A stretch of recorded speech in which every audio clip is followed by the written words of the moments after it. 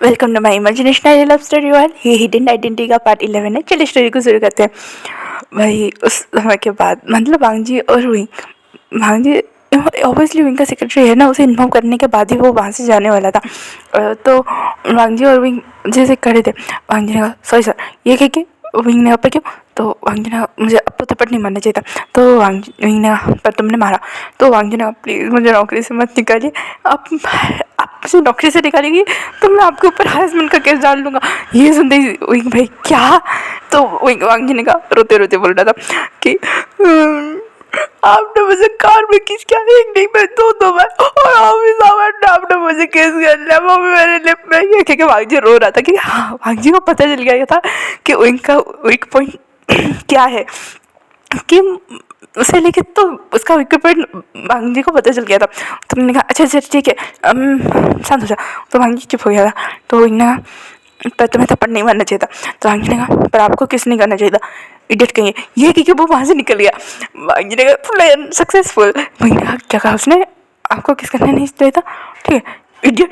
वांगजी वापस आओ। वांगजी गुस्से से चिल्ला रहा था क्योंकि वांगजी उसके मुंह पे भाई बस के थड़ी इज्जत कर लो, कदर कर लो, नहीं उसके मुंह पे ही बोल देता कि तुम इडियट हो। वहीं ने गहरे सांस ली और कहा छोड़ो गलती तो मेरी है। उसके बाद वांगजी वहाँ से निकल चुका था। यहाँ पे वही अपना सारा कहते ना चीज़ें फ़ोन वगैरह वॉच वगैरह कलेक्ट करते हैं और वो वहाँ से अपने घर के लिए निकल चुका था। यहाँ पे घर पे भाई विंग और वांगजी का जो लाइव टेलीकास्ट हुआ था वो सारे देख के इतने खुश थे कि भाई सबके पाँव नीचे नहीं लग रहे थे। पर सबसे मज़ेदार बात ये थी कि सब कुछ फिल्म में थी कि वो सेक्रेटरी है कौन। तो उन्होंने पूछा कि तुम में से किसी ने देखा है, तो साउथ इंडियन ने कहा आंट वो बहुत प्यारे बहुत क्यूट है। पता वो ना वो साउथ इंडियन कहते कहते रखे क्योंकि हाँ अभी उसके मुँह से निकल जाता है कि वो आंटी लानी की तरह दिखता है। जब हमने पता किया इन सबको तो लगता है ना कि बच्चों को अभी कुछ नहीं पता है। हाँ लांस जैन और यान्डे को ये बात बताया गया था क्योंकि लांस जैन तब तक बड़े थे, उन्हें ये भी याद है कि उनकी बहन भी थी जो लैन कुरेन अंकल की बेटी थी, जो जिद पकड़ी कि वो उसके मॉम डैड के साथ चली गई थी और वो सब हो गया। तो लैन कुरेन ने पूछा अच्छा कैसे दिखते, तो लांस जैन ने कहा बिल्कुल मॉम जैसी। ये बात सुनते ही भाई घर पे एक पिन ड्रॉप साइलेंट छा गया था। तो स्वयं ने कहा पर, तो लांस जैन ने कहा तुम बाद में जानोगे, तुम दोनों जब मौका मिले ना तो कभी किसी दिन पिक लेना ना, ठीक है। तो इन दोनों ने ऐसे सारे लाएगा नहीं भाई, हमें कुछ पता ही नहीं, बाकी इन्हें सब कुछ पता है। लांसी चन्ने का बिल्कुल मॉम जैसी लग रही है, पता है। ये सुनते ही यानलिन ने लांसी चन्न का हाथ पकड़ लिया। तो ये कांसा ने कहा बिल्कुल लानी जैसी, वैसे नाम क्या है उसका। तो लांस चन्ने का लान वांगजी। तो ये सुनने के बाद लान लेने का लान वांगजी लांस में के साथ मिल गई। तो लान से चलने का हाँ देखो ना उसका नाम लान वांगजी है। तो लान को लेने का ये बहुत कॉमन है, लानी लांडी लान का क्या हमने कॉपीराइट लेके रखा है। वैसे यहाँ पे उसका आना क्या होगा और क्यों हुआ, तो लान से चलने बोला विंग किसी ऑफिस के काम की वजह से उसे यहाँ पे लेके आया था। तो ये सुनते ही सबने कुछ नहीं कहा। हाँ तो यानली ने कहा और वैसे भी जिंगली को तो वो प्रीटी बॉय लगता है। ये सुनते ही सारे के कान खड़े हो गए जिंगली। तो यानली ने बताया कि वो एक दिन के लिए घर पे आया था, उसके बाद सिक्योरिटी रीज़न की वजह से मैंने उसे वापस भेज दिया। तो ये सुन के सबका मूड ऑफ हो गया था। हाँ भाई घर पे एक लौता सा मतलब कहते ना एक लौता ग्रैंड चाइल्ड है और आप उसके साथ बात नहीं बिता पा रहे हो, कितना बुरा लगता होगा। इन लोगों को भी ऐसा लग रहा है कि जिंगली के पैदा होते ही 3 साल के होते ही उसे किसी नानी के यहाँ पे उसे हाई सिक्योरिटी रीज़न की वजह से उसे वहाँ पे भेजा था, क्योंकि कंटिन्यूसली बिजनेस वर्ल्ड से इनको धमकियाँ आ रही थी, थ्रेट आ रही थी। और यह बात बाहर भी इन्होंने अभी तक पब्लिक नहीं किया था कि यानली और लांसीजन का बेबी भी, सबको तो लगता है कि नहीं ये लांसीजन और यानली एक कपल है, उनका कोई बेबी वगैरह कुछ नहीं है। ये सुन के यार मायूस हो गए थे। पर कांसा से का वैसे विंग से इस बारे में कोई बात नहीं करेगा। तो ये सुनते सारे लोग शौक, क्योंकि भाई मैडम यू कांसा से लान ली एक ऐसे लौते इंसान है जो विंग की शादी के पीछे ऐसे हाथ धो के पड़े हुए कि जैसे भाई विंग का शादी नहीं हुआ, एक मिशन हो गया, मतलब एक ग्रैंड सेलिब्रेशन हो गया वैसे तरह से। तो मैडम ने कहा क्या मैं जासूस ला, तो लैन लाइन लेने का, नहीं नहीं ये बहुत बुरा आइडिया। तो मैडम ने कहा मैं अभी फोन करता हूँ। उन्होंने कॉल लगा दिया, फिर सारी डिटेटिव एजेंसी ने मना कर दिया कि नहीं भाई हम 3 बड़े कंपनीज का सीईओ के अंडर कोई जासूस वगैरह नहीं देते। फॉर एग्जाम्पल निया जैंग्स वे, ये सुनते इन्होंने अपने सर पर हाथ दे मारा। तो यानली जो जान चुकी थी कि भाई उनके भाइयों ने कारनामे कर चुके हैं, तो वो हंस रही थी, मुस्कुरा रही थी। तो लास्ट में भैया पता चल गया, तो यानली ने पता चलेगा तो चलेगा, पर मज़ेदार तो ये बेचारे मेरी मॉम ये कह के हंस रही थी वो। तभी साउथ इंडियन और सैंग बोले थे हाँ वो डिटेक्टिव एजेंसी कभी भी आपको कांटेक्ट नहीं करेंगे। महान आई एम सो सॉरी। भाई इन्होंने इतना धमकाया उन लोगों के हेड को, भाई जाकर भी वो इनके पीछे जासूस ना छोड़े। तो कांता ने कहा कोई ज़रूरत नहीं है मैडम यू, वैसे भी मेरे दिमाग में कुछ और है, आज तो वो खुद के मुंह से ही बोलेगा। तो ये सुनने के बाद मैडम ने कहा तुम क्या करने वाले हो कांता? कांता ने कहा आगे आगे देखो। तो जंग में ऐलान करें और भाई जंग ने कहा क्या करने वाले हो? वैसे भी मेरे बेटे ने नाक कटा के रखी है। भाई चिंग ने जब ये बोला तो कांता ने कहा हाँ हाँ उसने तो होम रन मारा है ना। तो ये सुनने के बाद कांता ने कहा क्या होम रन? भाई बंदे को किस करने नहीं जाता, मुझसे पूछो। तो कांता ने कहा क्या कहा वेजंग ने आया मेरे से जंग में और लान कर जंग से की टांग खींचते हुए। अरे उसे कैसे नहीं पता होगा, कॉलेज का 1 नंबर का प्ले बॉय जो था। अरे उनको थोड़े टिप्स अपने पापा से लेने चाहिए थे। ये सुनने के बाद कांसा ने इन दोनों को ऐसे डिस्क्लेयर दिया और उसका वे चांग से तुम्हें तो मैं बाद में पहले तुम्हारे बेटे को से लिपटता हूँ। ये कि वो डिनर की तैयारी के लिए वहाँ से चले गए थे। तो वह चांग से ने बोला फैमिया कुरेट किस जन्म की दुश्मनी निकाल रहे हो मुझसे? तो इन दोनों ने एक साथ बोला हर जन्म की। ये कहने के बाद वो सारे हंसने लगे थे। और वे चांग से ले विंग विंग विंग तुम्हारा क्या होगा? यहाँ पे विंग घर आता है। घर आते ही मतलब ये बात जंग में मेरे को सॉरी जंग को भी पता चल गई थी और उसे अच्छी खासी फुटेज भी मिल चुकी थी। वो भाई हाँ वो कार पे इसे देख रहा था, मतलब उनकी मीटिंग मतलब वैंकिंग और जंग की मीटिंग खत्म होने का मतलब वो घर लौट रहा था और वो बस देख ही रहा था। वो देखते देखते बस उसे गाड़ी में जैसे वो वीडियो प्ले किया उसने इतनी जोर से चिक लगा कि ड्राइवर को ग्रीन उसे क्रॉस करना था, उसने बीच रास्ते पे गाड़ी रोक दी।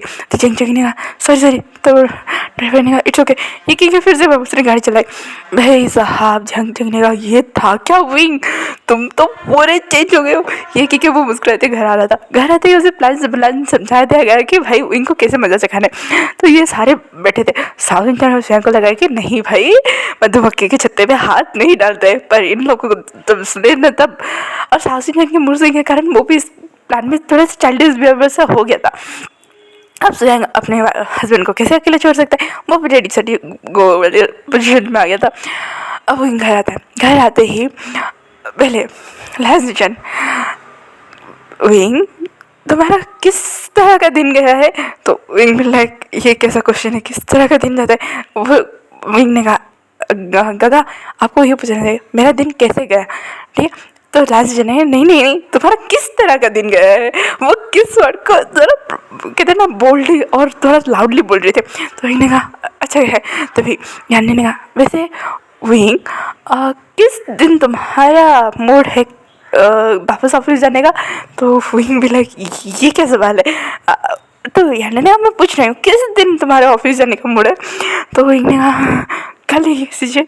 ये क्योंकि वो वहाँ से जा रहा था लास्ट सीजन रियलिटी बस कहते ना उन्हें बड़ी मज़ा आ रही थी क्योंकि हाँ भाई वही इस किस वर्ड पर ना थोड़ा ज़्यादा ही मतलब कहते ना फर्स्ट रजिस्ट्रेशन जब मूड बना रहा था। तभी साहब समझाना था और कहता है वही तुम्हें पता है मुझे ना इस दिनों में किस तरह के खाने की याद हो रही है? तो भी लाइक आज क्या किस चलो चल रहे फिर नॉर्मल रहने क्या कर रहा है। तो विंग ने कहा ठीक है स्वयं को बोल दो। तो स्वयं पीछे से आते बोले उसे मैं किस प्रकार के खाने खिलाऊँ विंग तुम ही बता दो। विंग भी लाइक भाई ये हो क्या रहा है, सारे आज क्या किस पे अटक गए हैं क्या? विंग के दिमाग में ये चल रहा था कि उसके बाद ने गले को खाया और कहा तुम कपल के बाद तुम जानो मैं चाहता हूँ ये गए वो जहाँ से आया था। तभी जंग ने कहा वैसे विंग तुम्हारा सेक्रेटरी, तभी वही ना, हाँ मेरा सेक्रेटरी क्या किस किस तो वही ने क्या किस किस, तो इनके चेहरे पे ना जो कहते हैं ना वरीडनेस और थोड़ा सा पैनिकनेस आ गया था। फिर भी वो खुद को कंट्रोल करते बोल रहा था क्या क्या क्या कह रहा जाता। तो जंग ना, अरे मैं ये पूछ रहा हूँ तुम्हारा सेक्रेटरी किस प्रकार का आदमी है। तो ये सुनने के बाद उन्होंने कहा जिस प्रकार के होने चाहिए, ये कह के वो ऊपर चला गया।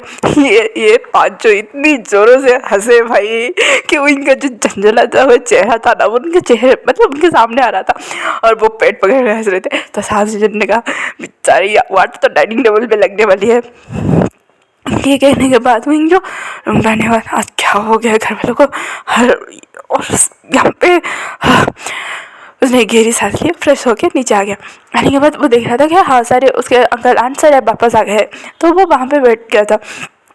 बैठने के बाद कंसर्न वही ढंग से मैडम वो लानी ली और कल्याण को एक जगह बैठे तो उनके पास। उसके बाद लास्ट जन यान ली, साउथ इंजन और स्वयं, उसके बाद यंग चंगे से बैठे थे। वो सारे अपने डिनर एंजॉय कर रहे थे। तो अभी कैंसर रहने का वही तुम्हें पता है वेडिंग में आजकल किस प्रकार की शादियों मतलब शादियों के तरीके देख के ना मुझे बहुत अच्छे चल रहा है। तो अच्छा ऐसा है क्या, उसका वो ऑकवर्ड स्माइल के साथ था। तो फिर मेरे नानी ने कहा तुम्हें पता है वही आजकल ना वेडिंग में पहले ही किस तो इन्होंने कहा किस क्या, तो नानी ने कहा किस तरह से कितने सारे काम कर रहे होते हैं ना लड़का लड़की। तो ये सुनने के बाद इन्होंने कहा अच्छा ये बात है।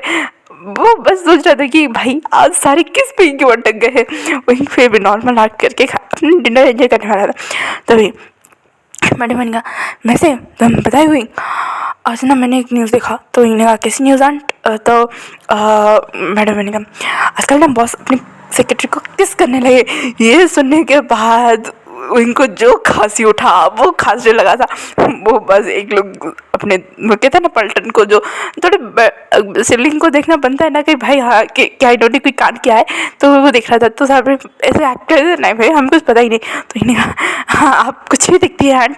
तो मैडम ने कहा अरे कुछ भी नहीं, इस किस प्रकार के प्राणी होते हैं जो कहीं पे भी किसी जगह पे भी किस कर सकते हैं। तो ये सुनने के बाद इन्हें कहा हाँ हाँ बहुत प्रकार के प्राणी होते हैं। ये क्योंकि सर झुका के डाइनिंग अपना डिनर करते हुए बोल रहा था यार क्या किस पे अटक गए भगवान, मैंने कोई कांड कर दिया क्या, आपने इसे टेलीकास्ट कर दिया है क्या।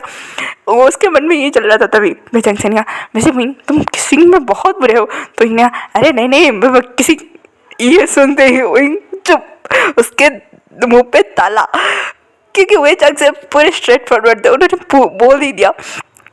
से इनको देख रहे वो इन सबको एक लुक ले रहा है कि मैं किसी कैसे बुझा सकता हूँ। उसने बोला था तभी वह चेक ने कहा गधे उल्टे के पटे जब सेक्रेटरी को किस कर रहा था ना लाइव टेलीकास्ट घर पे हो रहा था। ये सुनते ही इनने कहा क्या, वो खड़ा हो गया था डाइनिंग टेबल से और कहा क्या क्या बोल रहे हो। तो साजिश जानना उसे इनको वो एक डेथ क्लियर देखना। तो जान को कहा उन्हें मत देखो, वो तो शायद तुम्हारे और सेक्रेटरी के बारे में कुछ जानना चाहते थे। बेचारों ने ये एक्सपेक्ट नहीं किया था कि इतना कुछ हो जाएगा कि घर पे सब देख लेंगे। तो इन्हें डैड वो ऐसा कुछ नहीं है। तो मैं चंचन कुछ टिप्स मुझसे ले लेते। तो खान सर हाँ हाँ अपने पापा एक number play boy Flutter boy से अच्छे से टिप ले लेते। तो इन्हें हाँ कैसे जाए किसी में इतना बुरा हो। तो ऐसा ना बिल्कुल नहीं, पर सांस लेने के लिए थोड़ा सा तो ब्रिज होते। तो इन्हें वो तो भी छोटा था ना डैड। तभी इनको समझ में आ रहा है कि वो भाई फ्लो में बोल क्या रहा है। बहुत चुप हो गया। तो वहाँ पे बैठी और कहा साउथ इंजन से खाने के बाद मुझे बात करना ज़रूर। तो साउथ इंजन ने कहा बिल्कुल नहीं, तुम हमें कत्ते चबा दोगे, हम घर पे हैं और हम पे हुक्म चलाने के बारे में सोचना भी मत वही विषय। तो ये सुनने के बाद भी चुप भाई हाँ भाई अब क्या बोले। उसके दोस्त जो ठहरे तभी गंदे ने वैसे उसे कब घर ला रहे हो। तो उसने कहा किसे। तो मैडम ली ने कहा उससे बाबा जिसे जिसे तुमने किस क्या है तुम्हारी सेक्रेटरी को। तो ये सुनने के बाद बिल्कुल नहीं, वो बस हिट अप द मोमेंट था, मतलब वो उसे चुप कराना था। तभी मैडम ने कहा चुप कराने के लिए किसी को किस कर दोगे। तो ये सुनने के बाद अरे नहीं नहीं उसे ही किस क्या है और किसी को नहीं। तो सारे लोगों से देख रहे थे भाई हाँ मान जा तुझे वो पसंद है। तो इन्हें अब मेरी बात छोड़ी, जंग जंग के बारे में क्या ख्याल है आपका? तो ये सुनने के बाद जंग जंग ने कहा क्या क्या मेरे क्या ख्याल है, मैं कमिटेड हूँ, ठीक है, मेरी गर्लफ्रेंड है। ये सुनने के बाद सारे फैमिली मेम्बर जंग जंग को ऐसे दिख रहे थे, भाई कैसे तुम हमें भूल गए। तो जंग जंग ने कहा अरे अरे आज ही कन्फर्म हुआ है, आज ही मैंने उसे प्रपोज किया है और उसने कहा कि 1 महीने तक डेट करते हैं, अगर अगर हम दोनों के बीच कुछ ठीक रहा तो मैं उसे मिलवाने के पक्का लेके आऊँगा। तो इन्हें कहा चलो, कभी की गाड़ी तो आगे बढ़ी। तो जंग जंग ने इसे सुन लिया था तो और कहा तुम्हारी तरह नहीं, सीधा किस पे ही लाइन लगा, मतलब रेल लगा दूँ। तो ये सुनने वाले इन्हें कहा जंग जंग ने हाँ विशाल। तो दोनों ही चुप हो गए थे। तभी खान से रहना जो भी है जैसा भी है आके बताना ज़रूर, और हाँ विंग थोड़े डेटिंग टिप्स ले लो, इतने अच्छे खासे प्ले बॉय फ्लर्टिंग बॉय हो पर डेटिंग के बारे में ज़ीरो नॉलेज है। तो इन्हें कैसे, तो कैंसर रहने का मेरे प्यारे बेटे, तुम लड़कियों के साथ फ्लर्ट करते थे क्योंकि तुम्हें अपनी इमेज को बरकरार ही रखना था, पर तुमने तो साफ साफ बोल दिया था कि भाई मुझे लड़के पसंद है। जब हमने लड़कों को तुम्हारे साथ डेट पे भेजा भाई तुमने उनके मुँह पे बेइज्जती ऐसे वे की है, वापस से उनका मोरल बूस्ट होने में बहुत टाइम लगेगा, समझ में आ रहा है हुई होशियार। तो ये तो नहीं देना, मेरी कोई गलती नहीं, आपको मुझे बिना बताए किसी को ब्लाइंड डेट पे नहीं भेजना चाहिए था। तो कहते हैं हाँ हाँ हमारी गलती है, हम अपने बेटे पे ज़्यादा प्रोटेक्टिव हो रहे थे, छोड़ो जिसे भी लाना अच्छे से लाना, अगर वो आ रहा है तो उसे रेस्पेक्ट लाना, ठीक है। तो इन्हें आए आए बॉस यहाँ पे वांग जी जो वहाँ से निकल तो चुका था ऑफिस से, पर उसके दिमाग पे बस इनके बारे में ही चल रहा था। वो उसे फिर से कार वाली किसे याद आ रहे थे, वो पैक था, पर यहाँ पे तो भाई साहब विंग ने उसे किसी को लिया था। वांग जी बस सोच रहा था वेंकी जो अपने ही मगन में थी, वो दोनों भटकते हुए आत्मा एक जगह पर प्रकट हुए। वांग जी आने के बाद वेंकी को देखता है और वेंकी भी हाई बोलती है। उसके बाद ये दोनों किचन में बैठे थे, मतलब किचन के अंदर थे। अब उनकी लाइफ तो यूट्यूब नहीं पूरे 360 डिग्री घूम चुकी थी। तो वांग जी जो बोल रहा था वेंकिंग से कॉफ़ी पियोगे, तो वेंकिंग ने कहा, तो वांग जी ने कहा ठीक है अपनी अपनी मन्नत है। तो वेंकिंग और वांग जी ने एक साथ अपना सर हिलाया। उसके बाद वेंकिंग रामेन का पैकेट खोलती है, उसमें से जो मसाला होता है उसे खोलती है, उसे पानी में भी मतलब डालती है और दूध डाल देती है। और वांग जी का तो क्या कहना, कॉफ़ी का मग यहाँ पे और नीचे उसकी कॉफ़ी बन रही है, मतलब कॉफ़ी का नीचे पाउडर लगा है, दूध है जी वगैरह वगैरह वो बाहर पड़ा है। उसके बाद ये दोनों फेंटे जा रहे थे, तभी वेंकी ने जैसे ही अपनी कॉफ़ी टेस्ट की उसने कहा याची। तभी वांग जी ने कहा अरे मेरी कॉफ़ी कहाँ पे? वेंकी तुम्हें कितनी बार बुलाई अपनी कॉफ़ी को देना? तो वेंकिंग ने कहा नीचे देखो। तो वांग जी ने देखा जब, तो उसे रियलाइज हुआ भाई कॉफ़ी तो नीचे बनी पड़ी है। और वेंकिंग ने कहा और ये क्या है? तो वांग जी ने कहा साइड में देखो। तो वेंकिंग ने जैसे ही साइड पे देखा तो भाई साहब रामीन के पैकेट खुली और उसके मसाले कॉफ़ी के मग में। तो वेंकिंग ने हमें बात करनी चाहिए ना? तो वांग जी ने कहा मुझे कोई बात नहीं करनी है, काम करते हैं चलो। तो ये सुनने बाद वेंकिंग ने कहा बिल्कुल नहीं हमें बात करनी है। तो वांग जी ने कहा देखो अगर तुम अपने पेरेंट्स को लेकर परेशान होंगे तो ऐसे मैं इसमें पूरी मदद करूँगा, पर जल्दीबाजी में काम मत करो, ठीक है। मैंने सब बहुत सारी मिठाई ले जा रहे हैं। तो वेंकी ना मुझे इस बारे में बात नहीं करनी, बैठो मुझे इस वाले मिशन के बारे में बात करनी है। तो वांगी ने कहा क्या कौन सा मिशन, कैसा मिशन? वैसे भी विंग और मेरे बीच कुछ नहीं हुआ। तो ये सुनने के बाद वेंकी ने कहा वांग जी मैंने कहा काम के बारे में बात करते, यहाँ पे विंग कहाँ से आ गया? अब तो मुझे जानने क्या हुआ है। तो वांग जी ने कहा उस गधे ने मुझे किस किया? तो वेंकी ने कहा वो जिंदा है ना? तो वांग जी ने कहा अनफॉर्चुनेटली वो जिंदा है, बस मिशन के नाम पे जिंदा है। ये कि वांग जी वहाँ पे बैठ गया और वेंकिंग ने अच्छा तुम मिशन के नाम पे उसे छोड़ के आए हो और मिशन के नाम पे मैं किसी को डेट करने के लिए हम बोल के आओ। तो ये सुनने के बाद वांग जी ने किसी, तो वेंकिंग ने किसी क्या जैंग को। तो वांग जी ने क्या इमोशन डेवलप हो रहे हैं वेंकिंग। तो वेंकिंग ने पता नहीं पर डर लग रहा है वांग जी, क्योंकि हाँ एक सॉफ्ट कनेक्ट तो था उस दिन के बाद उस बंदी के बारे में, फिर मुझे नहीं लगा था कि वो इन सब में इन्वॉल्व होगा। तो वांग जी ने कहा तो ठीक है ना, अगर तुम्हें लगे कि नहीं तुमसे नहीं हो पा रहे तुम उसी वक्त विड्रॉ कर लेना और अपने दिल की सुनना। तो वेंकी ने कहा अगर वो इस सब में मिला हुआ तो वेंकी ने कहा ये फैसला तुम्हारे ऊपर है, उसे ज़िंदा छोड़ना है या फिर मौत का हाथ उठाना है, ये तुम्हारे ऊपर। तो वेंकी ने कहा तो वेंकी ने कहा तो फिर डेटिंग सेटिंग? तो वेंकिंग ने हाँ डेटिंग सेटिंग, तो वैसे वेंडिंग का क्या खबर है? तो वांग जी ने पता नहीं एक दिन से पूरे कॉल ही नहीं आए, तभी दोनों एक साथ दिखते हैं, क्या वो दोनों के बीच कुछ हुआ है? उसके बाद तो क्या वांग जी ने कहा तो क्या करे? तो वेंकिंग ने फ़ोन करते, तो वांग जी ने नहीं नहीं पता है ना। तो वेंकिंग ने हाँ बात तो सही है, प्लान एग्जीक्यूट सही टाइम पे हो तो ठीक है, स्टेप बाय स्टेप सारे प्लान हो रहे हैं तो इसी वजह से बहुत हेल्प हो रही है, तुम्हें कुछ पता चला? तो वांग जी ने कहा उनके रूम से ऑफिस रूम के लगते ही एक और रूम में, वहाँ पे मैंने गलती से पहुँच गया था, पर मैंने कुछ ज़्यादा रिएक्ट नहीं किया था, तो मैंने वहाँ पे चिप इंस्टॉल किया था, शायद किसी थ्रू किसी कनेक्शन मिल जाए। और मैंने मोबाइल का क्लोन भी अपने, मतलब क्लोन जो होता है ना, क्लोन फ़ोन, अब सारे फ़ोन कॉल्स मैसेज सब कुछ, उसके बाद 2 मोबाइल से मैंने दोनों को ही काम पे लगा दिया है। तो वर्किंग वेरी गुड, मैंने जांग जांग के साथ भी वैसा ही किया है, पर हाँ उसका कोई सीक्रेट मतलब एजेंडा कुछ नहीं है, बस वो इस तरह कामों में जो इलीगली जो मनी ट्रांसफ़र होता है उसमें है, और वो लीगली मनी भी नहीं होता है, वो माफिया के रूल्स के मुताबिक वो लीगली वेपन्स ट्रांसफ़र करता है, ना ही कोई ड्रग ट्रैफिकिंग होता है, सॉरी ड्रग एंड ट्रैफिकिंग वगैरह कुछ नहीं होता है, ना वो तस्करी वगैरह ऐसा करता है। तो वांगी ने ओवरऑली देखा जाए तो ये अभी तक क्लीन चिट है, पर हेड ने क्यों कहा कि इनके ऊपर नज़र रखो क्योंकि ये थ्रेट है। तो ये ना पता नहीं, और न्यूज़न वो डाटा का खजाना लेके बैठा है, बस एक बार इनके आईटी रूम में हमें घुसने का मौका मिल जाए तो वांगजी ने कुछ पता चला, तो इनके ने लैपटॉप को सामने लाते हुए कहा, वांगजी ने वाह ग्रेट, क्या जंग जंग का है? तो वेंकी ने गेस करो किसका है, तो वांगजी ने विंग का, तो वेंकी ने गेस करो तो न्यूज़न का होगा, तो वेंकी ने कहा इन तीनों का ही, इनके ऑफिस के 2 फ्लोर के नीचे इन्होंने पूरी एक सीक्रेट बेस एरिया बना के रखा है, जो कि हाँ कह सकते हैं अंडरग्राउंड लेने की एक दूसरे के साथ कनेक्टेड है। अगर हम एक के भी ऑफिस में घुस सके ना तो ऑटोमेटिकली हम पूरे सिस्टम को डाटा को हैक कर सकते हैं। तो भांग ने कहा भाई साहब ऊपर इतना बिल्डिंग नीचे इतनी मानना पड़ेगा, कैसे बनाया होगा। तो वेंकी ने कहा ऑब्वियसली ये सारे इनके डैट्स के बिजनेस है, इन्होंने तब तो कुछ नहीं किया होगा, जब फॉर्म में आएंगे तभी क्या होगा, या फिर इनके ग्रैंड पेरेंट्स।